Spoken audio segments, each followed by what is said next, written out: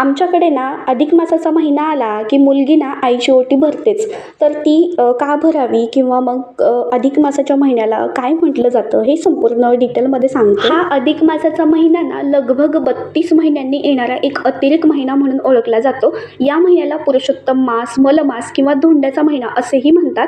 या महिन्यामध्ये ना म्हणजे मुलगी आईची ओटी तर भरतेच, पण जावयाला आणि मुलीला मानपानासाठी मुलीच्या माहेरी बोलवतात. बऱ्याच दिवसानंतर हा धोंड्याचा महिना येतो, म्हणून मुलीला आणि जावयाला किंवा मग मुलीच्या सगळ्या सासरच्यांना धोंडेदानासाठी घरी बोलवतात. बऱ्याच वर्षापासून प्रथा चालू झालेली आहे आपल्याकडेही. अधिक मासाचा महिना चांद्रवर्ष आणि सौर वर्ष यांचा ताळमेळ राखण्यासाठी हा महिना ना पंचांगाशी जोडला जातो.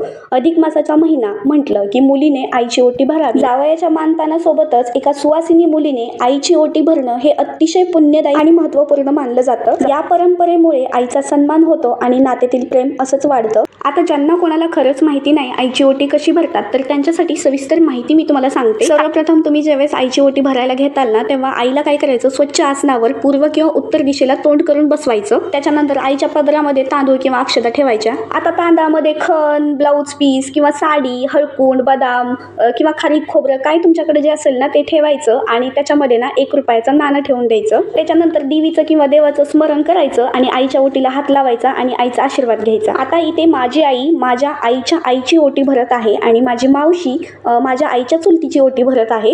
तर या ओटी भरण्याच्या कार्यक्रमामध्ये किंवा ओटी भरायला काय काय साहित्य घेतले ना ते मी डिस्क्रिप्शन बॉक्समध्ये तुम्हाला देईल. आमच्या इकडे अधिक मासाच्या महिन्यामध्ये मावशीने चुलतीची ओटी भरली आईच्या आणि आईने आईची ओटी भरली. तर तुम्हाला हा ओटी भरण्याचा कार्यक्रम कसा वाटला नक्की कमेंट करा. आवडला असेल तर लाईक, शेअर, सबस्क्राईब नक्कीच करा आणि पुढच्या रेसिपीसाठी किंवा पुढच्या येणाऱ्या व्हिडिओसाठी असेच चॅनलला कनेक्ट राहा.